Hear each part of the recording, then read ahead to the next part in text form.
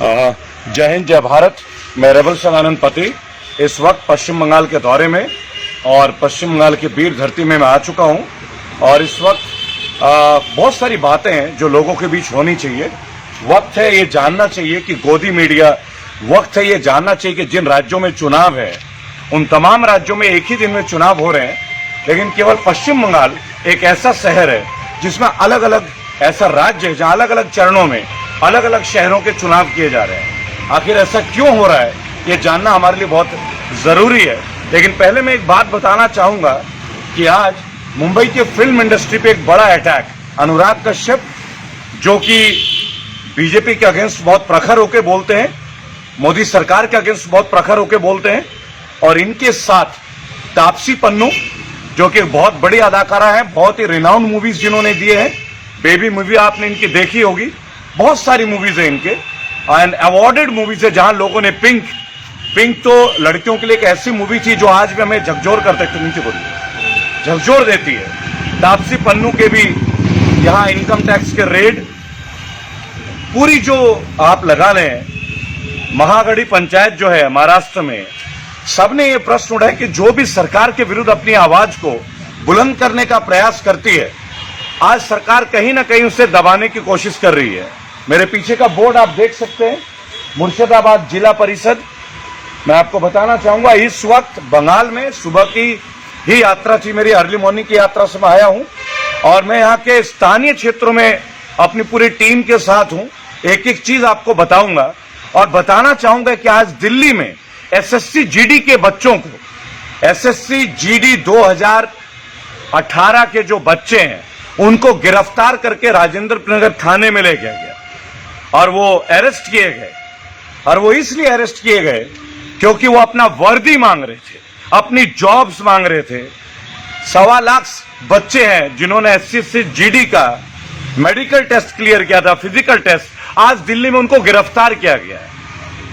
21-22 फरवरी के दौरान के हादसा आपको मालूम होगा, काफी बच्चों को चोटें आई थी, हाथों में फ्रैक्चर आया था। और बंगला साहब गुरुद्वारे में जहां ये एसएससी जीडी के बच्चे रुके हुए थे, वहां भी इतना प्रेशर क्रिएट कर दिया गया कि उन बच्चों को जगह छोड़कर हटना पड़ा। तो वो लोग बीजेपी कार्यालय के पास दिल्ली में गए थे और वहां से पुलिस उन्हें उठा के थाने में ले गई। तो दोस्तों समझना होगा, युवा रोजगार मांग रहा है तो उन्हें जेल भेजने की तैयारी हो रही है। पूरा इंटरनेट भरा हुआ है इस वीडियो से। और मैंने चूंकि उस मुहिम की शुरुआत की थी और मैं इस वक्त बंगाल में हूं, लेकिन मैं उनके लिए आवाज निरंतर उठाता रहूंगा। और दोस्तों आज आप देख रहे हैं अनुराग कश्यप, आप देख रहे हैं तापसी पन्नू, इनके जैसे लोग जिनके अंदर ये हिम्मत है, जो गलत को गलत कहने की हिम्मत जुटा पा रहे हैं, आज वो किस तरह के सजा के। आप देखिए बंगाल में भी क्या हो रहा है आपको पता है। कभी ममता बनर्जी के भतीजे के पीछे सीबीआई लग जा रही है, इनकम टैक्स, पता नहीं क्या क्या लग जा रहा है, जबकि अभी चुनाव होने वाले हैं। ऐसे फिल्म इंडस्ट्री के जो लोग, स्वरा भास्कर के ऊपर तो इतने सारे एंटी ट्वीट हो जाते हैं क्योंकि स्वरा भास्कर हिम्मत के साथ केंद्र की सरकार की विफलताओं में, सरकार के बारे में बताने में लोगों के बीच आती रही हैं। एक अच्छी अदाकारा है। और आज तापसी पन्नू, हम जैसे एक्टिविस्टों की तो कोई बात ही नहीं है दोस्तों, आए दिन हमारे ऊपर कुछ ना कुछ होता ही रहता है। मैं बताना चाहूंगा मेरे फेसबुक के पेज में अब लाइक वाला बटन प्रेस नहीं हो रहा है। आप सोचिए, लगभग फेसबुक में 3,38,000 फॉलोअर हैं रेबल सदानंद पति फाउंडेशन के, और उसको हम लोग लाइक बटन प्रेस नहीं कर पा रहे हैं। ये कल से हुआ है। मैंने तो आज तक कभी अमर्यादित भाषा का इस्तेमाल नहीं किया, के लिए कभी नहीं लिया। उसके बावजूद, और मैं इस वक्त एक पश्चिम बंगाल के सरकारी कैंपस में मैं दिखाना चाहूंगा कि कैमरे को आप दिखा सकते हैं, और बिल्कुल मेन रोड के साथ ही ये जगह है जहां पे मैं हूं, आपको बताना चाहूंगा।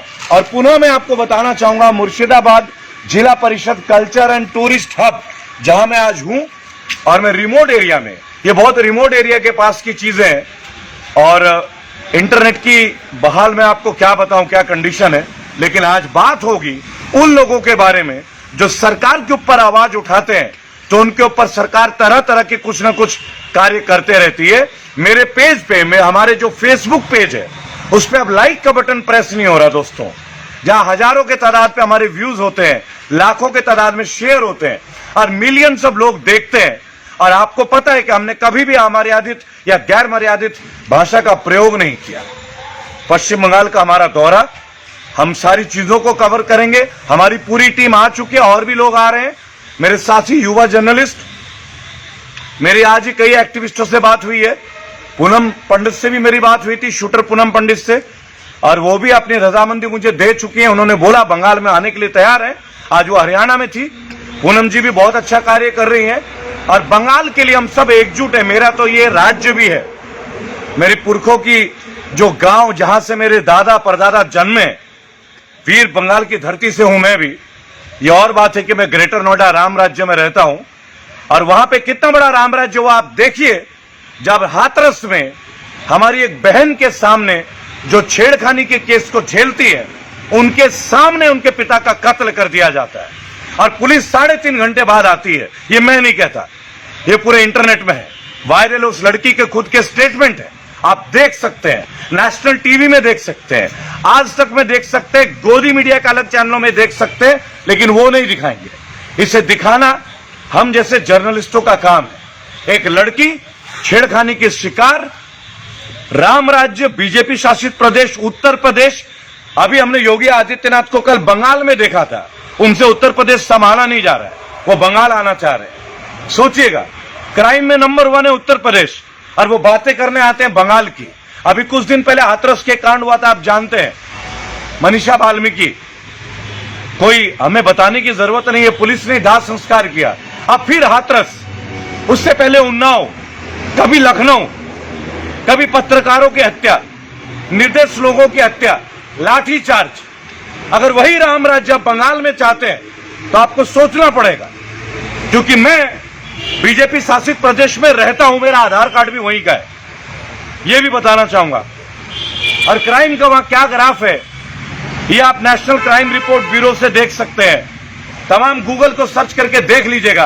बंगाल में जहां औरतों के प्रति गंभीर मुकदमे दर्ज नहीं होते हैं, वहां ये लोग आ रहे हैं अपनी सरकार बनाने के लिए। क्या ये उचित होगा? हाथरस कल की घटना, हमारी वीर बहन के सामने उनके पिता को गोलियां से छलनी करके भून के हत्या कर दी जाती है, और वो वीर बेटी सीधी एक बात की इल्तिजा करती कि मुझे कोई मुआवजा नहीं चाहिए, मुझे मेरे पिता के हत्यारों का भी ऐसे ही चाहिए, इनकाउंटर। और वो उत्तर प्रदेश के हमारे सम्मानीय मुख्यमंत्री बंगाल में आते हैं, बंगाल में अपना प्रवचन देते हैं, और बंगाल के बारे में बात करते हैं। पहले उत्तर प्रदेश संभालिए माननीय योगी आदित्यनाथ जी। मैं निवेदन करूंगा, मैं भी आप ही के राज्य का नागरिक हूं, बहुत शर्मिंदा होता हूं जब ये चीजें देखता हूं, बहुत दुख होता है। और फिर अगर आप लोग सोचते हैं कि बंगाल को ये मॉडल बनाएंगे, कदाचित ये नहीं होगा। हजारों एक्टिविस्ट आएंगे, किसान आ रहे हैं ट्रैक्टर लेके। राकेश टिकैत ने भी डिक्लेयर कर दिया, मेरी तमाम टीमों से बात चल रही है, सभी लोगों के साथ है हम लोग। सवाल है भारत को बचाने की, भारत की अखंडता को बचाने की, सवाल है मुल्क को एक करने की। बंगाल में हिंदू मुस्लिम भाईचारा है, यहां रिलीजियस कार्ड मत चलाइए। हाजी नजरुल इस्लाम और गुरुदेव रविन्द्रनाथ टैगोर एक समीकरण है, एक भावना है इस मिट्टी के कण कण में। ये राजा राममोहन रॉय की वीर धरती है, स्वामी विवेकानंद की धरती है, गुरुदेव रविन्द्रनाथ टैगोर की धरती है। यहां बहुत सारे लोगों की कुर्बानियां हैं, बहादुर शाह जफर की कुर्बानियां हैं। आप शायद जानते होंगे, आखिरी नवाब थे, मौत को गले लगा लिया लेकिन गुलामी को नहीं। अब उस बंगाल को आप जातीय समीकरण में, कभी मुंबई में जो फिल्म एक्टर्स तापसी पन्नू जैसी एक वीरांगना, उनके पीछे आपका लगना, कभी अनुराग कश्यप के पीछे लगना, कभी जो सरकार के विरुद्ध बोले उनको, कभी दिशा रवि के ऊपर लगना, टूल किट का गलत प्रकरण और कुछ भी ना पाना। आखिर देश आपको देख रहा है। और मैं एक बात बताना चाहूंगा, बंगाल कीचड़ नहीं है, यहां कमल नहीं खिलेगा, यहां जोबा फूल है। यहां तो पानी में कमल हो जाता है, आपके यहां कीचड़ में होता होगा। बहुत सारे लोगों को शायद ये पता नहीं है, हमारे यहां कमल जो है वो हर तालाब में, हर पोखर में, यहां पुकुर बोलते हैं, डोभा बोलते हैं, छोटे छोटे सरोवर को डोभा बोलते हैं। हर डोभा में आपको कमल मिल जाएगा, सालुक मिल जाएगा। तो हमें कीचड़ की आवश्यकता नहीं है। सोचिएगा, विचार कीजिएगा, और हाथरस में जो घटना घटा है, और सोचिएगा अगर बंगाल में भी ऐसे शासन आ गया तो क्या बंगाल के लोग सुरक्षित हैं? विचार का समय है। शोध का समय है। जय हिंद, जय भारत। सब्सक्राइब करें आपके अपने चैनल समता आवाज़ टीवी को, बेल आइकन दबाना ना भूलें सबसे पहले हमारी वीडियो देखने के लिए।